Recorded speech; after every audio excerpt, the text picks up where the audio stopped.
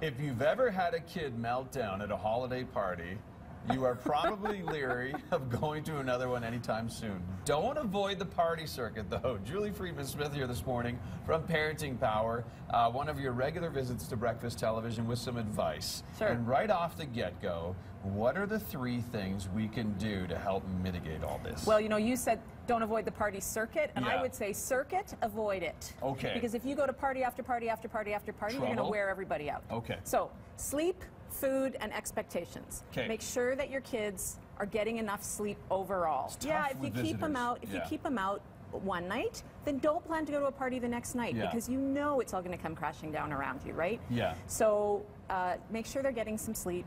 And if they didn't get their nap in because grandma was visiting and it was too chaotic, then you're going to know that you're going to be coming home from that party early. Don't set yourself up for failure. Sure, sure.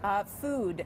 There's lots of sweets around this holiday season, but that doesn't mean that that's all they should be eating. Yeah. Because lots of kids, some kids handle sweets just fine, but lots of kids go up, down, Yeah. right? Super crash. We've seen those sugar spikes, right? Keep the protein and things in there, and keeping them regular, that's a good thing for everybody. Well, when it comes to sweets, how do you regulate all that? Because the sweets are everywhere when you go to somebody's house, right? Right. So that's kind of about expectations, because Yeah. different families will have different thoughts. If you're going to one party and you don't care because you're sleeping in the next 2 days, then maybe it's a have at her, eat whatever you want, don't worry about it. But if you know that that's not going to be the case, then make a plan with your kids ahead of time. You can have one of this and one of that, or you can have 3 things overall you choose from the table, and we'll space them out over the evening, and then you can have or it. you get 1 glass of pop. Yes. You can have it whenever you want, but Exactly. you only get 1. And then after that, it's water, water, water. Yeah, yeah, okay. So expectations up front are the key, because if you're going in once your child is freaking out and now you're trying to lay down rules, that's not going to help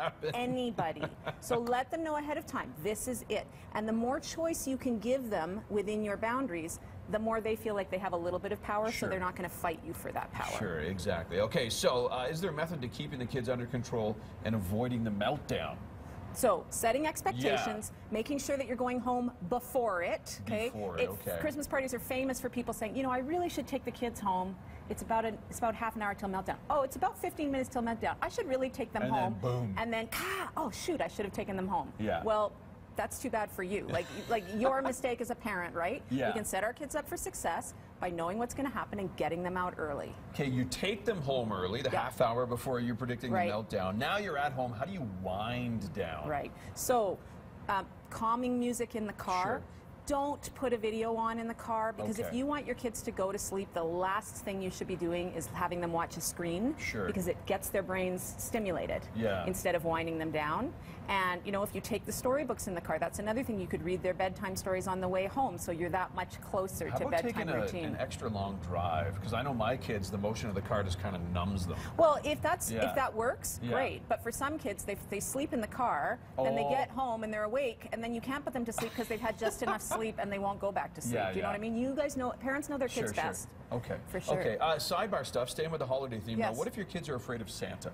If your kids are afraid of Santa, it's not really a surprising thing, because he is a stranger. True.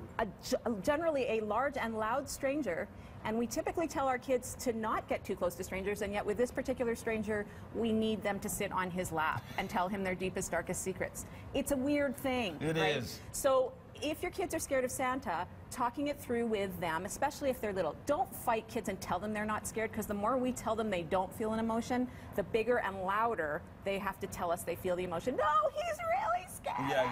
Yeah. So you can say, I see that you're feeling nervous. Would you like to stand beside him? Sure. Or would you like to sit on his lap? You know, give them some choices. Another choice, And if they are going to get a present from Santa, but they don't want to sit on his lap, you know, can they go up and say, thank you, Santa, and just take the present? Work out with them the baby steps that will work so that they can still be polite and follow your values and do what you need them to do for the holidays. Julie, you have a new book coming out. Or it is out. You can order it right now. Yes, from our website, A Year of Intentional Parenting. So parenting tools to help you every week.